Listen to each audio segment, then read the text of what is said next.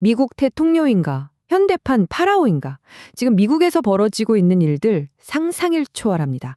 단순한 정치 뉴스가 아니에요. 세계에서 가장 강력한 국가의 뼈대 자체가 흔들리고 전례 없는 거대한 야망이 현실이 되어가는 과정을 우리는 실시간으로 목격하고 있습니다. 오늘 이 놀랍고도 거대한 권력의 재편 과정을 아주 명쾌하게 파헤쳐 보겠습니다. 바로 시작하겠습니다. 자, 가장 먼저 우리의 눈길을 사로잡는 건 미국의 심장부 워싱턴 DC에서 계획되고 있는 엄청난 스케일의 거대 건축물들입니다. 잠깐 상상해 볼까요? 2026년 미국 독립 250주년에 맞춰서 워싱턴 DC 한복판에 무려 76m짜리 거대한 미국 개선문이 우뚝 선다고 생각해 보세요. 아파트 25층 높이입니다. 정말 말 그대로 사람을 압도하는 스케일이죠. 그런데 여기서 더 흥미로운 건 누군가 도대체 이 거대한 기념물을 누구를 위해 짓는 거냐고 물었을 때 돌아온 대답입니다. 나를 위한 거야. 아주 아름다울걸? 어떠신가요? 너무나도 당당하고 직접적이죠. 개인의 거대한 과시욕이 어떻게 국가적인 프로젝트로 둔갑하는지 보여주는 진짜 흥미진진한 대목입니다. 스케일은 여기서 끝이 아닙니다. 백악관의 동관, 즉 이스트윙을 아예 싹 허물어버리고 그 자리에 2,500평이 넘는 초대형 연회장을 짓는다는 계획도 있어요. 여기에 무려 4억 달러, 우리 돈으로 한 5,500억 원 이상의 엄청난 민간 자금이 투입될 거란 얘기가 나오죠. 이건 뭐 단순한 인테리어 리모델링 수준이 아니잖아요. 국가의 심장부를 완전히 자기만의 스타일로 갈아엎겠다는 겁니다. 이런 천문학적인 지출은 국가 방위, 즉 군사 분야로도 넘어갑니다. 이름하여 골든 플릿, 황금 함대 구상인데요. 새로 건조하는 전함 한 척에 무려 200억 달러를 쏟아부어서 새로운 트랑프급 전함을 만들겠다는 겁니다. 수도 한가운데의 기념물부터 바다 위의 군함까지 정말 상상을 초월하는 규모로 모든 게 새롭게 세팅되고 있는 거죠. 그런데 말이죠. 이런 거대한 공공규모의 야망들과 완벽하게 평행선을 달리며 폭발하는 게 하나 더 있습니다. 바로 개인 가문의 부, 자산 증식입니다. 2024년 11월 이후의 흐름을 보면 진짜 입이 떡 벌어집니다. 가상화폐 같은 굵직한 사업들이 초대박을 치면서 대통령 자녀들의 자산이 말 그대로 폭발했어요. 장남 돈 주니어는 약 6배 뛰어서 3억 달러, 에릭은 무려 10배가 폭등해서 4억 달러가 됐습니다. 대통령 가뭄이라는 타이틀에 가진 경제적 파워가 어느 정도인지 정말 피부로 팍팍 와닿지 않으신가요? 돈만 많아지는 게 아닙니다. 이 막대한 부는 곧바로 정치적 야망으로 연결돼요. 2028년 차기 대권 예측을 보면요.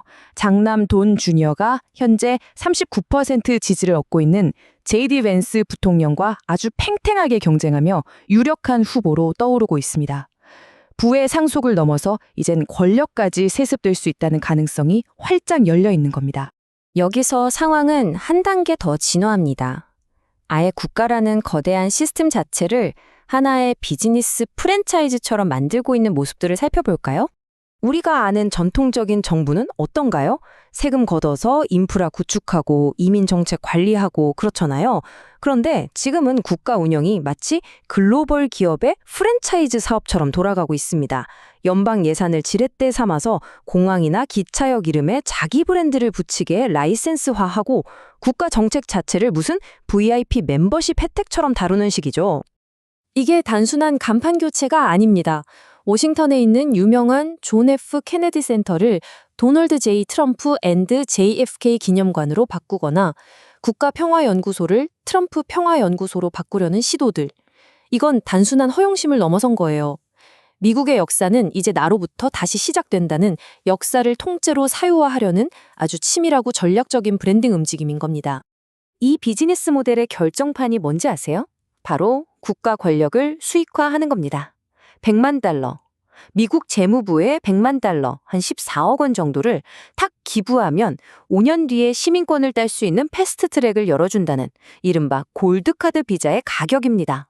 드디어 국가의 정체성 시민권이라는 시스템마저 완벽하게 시장의 논리로 판매될 수 있다는 거죠. 정말 기발하면서도 충격적이지 않나요? 자, 이 모든 흩어진 조각들을 하나로 쫙 맞춰보면 오늘 우리가 쫓고 있는 미스터리의 핵심, 바로 현대판 왕조의 그림이 완성됩니다. 분석가들은 이걸 왕조적 야망이라고 부릅니다. 일반적인 정치 권력을 잡는 것과는 완전히 다른 차원이죠. 공공의 자산, 국가의 시스템을 싹 다 끌어모아서 개인 가문의 브랜드를 극대화하는 데 쓰는 겁니다. 결국 국가 전체를 하나의 거대한 가족 경영 회사로 탈바꿈시키려는 시도인 거죠. 해군 장관을 압박해서 역사상 유례 없는 전함에 자기 이름을 붙이려는 것도 다 이런 거대한 왕조 구축을 뒷받침하는 결정적인 장면들입니다. 대외의 관계나 외교 무대를 보는 시각도 묘하게 달라지고 있어요.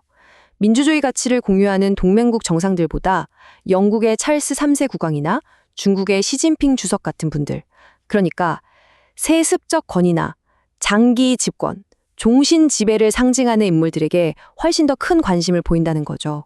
영원히 이어질 권력, 대대손손 물려줄 유산에 꽂혀 있다는 아주 강력한 신호입니다. 그렇다면 이 엄청난 변화들이 도대체 우리랑 무슨 상관이며 이 거대한 흐름 속에서 우리는 뭘 깨달아야 할까요? 지금까지 본 거대한 그림을 딱 3단계로 요약해 볼 수 있어요. 첫째, 어마어마한 건축물과 기념비로 워싱턴에 자기만의 굳건한 성벽을 쌓습니다. 둘째, 자녀들의 폭발적인 자산 증식으로 탄탄한 경제적 왕조를 구축하죠.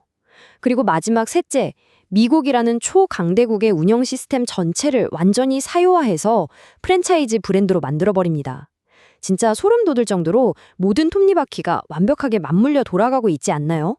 한 인물의 거대한 야망이 세계 최강대국의 뼈대 자체를 뿌리부터 뒤흔들고 있습니다.